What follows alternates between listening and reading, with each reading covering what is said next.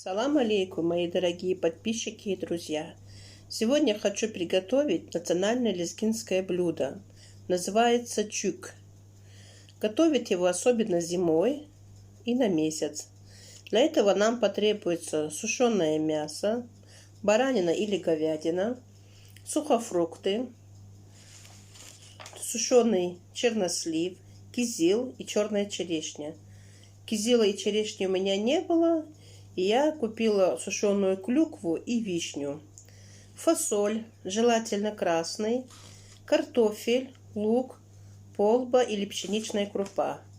Полба – это нехыч ахар, распространенная в Дагестане и вкусом отличается от пшеничной крупы.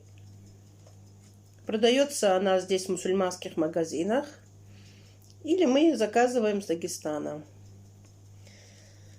Поставили варить мясо. Туда же мы добавили фасоль, потому что она варится очень долго. Мясо с фасолью варится 2-2,5 часа. Смотрим на готовность. Сухофрукты мы тоже достаточно много воды добавили и варим. Тоже варится до мягкости. Все мы приготовили для этого. Теперь сухофрукты пропускаем в блендере до однородной массы, как пюре. Воду мы не сливаем. И все это вместе с водой пропускаем.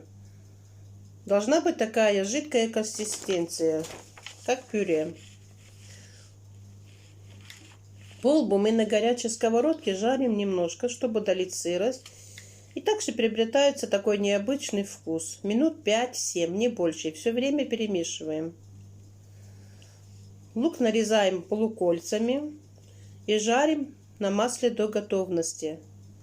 Масло можно взять любое. Растительное, сливочное или курдючное. У меня сливочное с курдючным. И до мягкости немножко жарим. Немножко оставляем сырой лук, чтобы добавить для вкуса. Картофель режем брусочками большими. Мясо режем на мелкие брусочки. Теперь соединяем бульон от мяса с пюре и сухофруктов. Перемешиваем.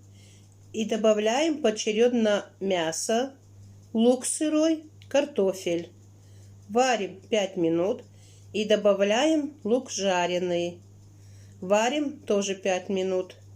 И после этого добавляем полбу или нехыч ахар, или крупу, у кого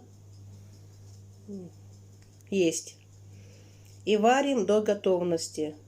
Готовность смотрим по картошке.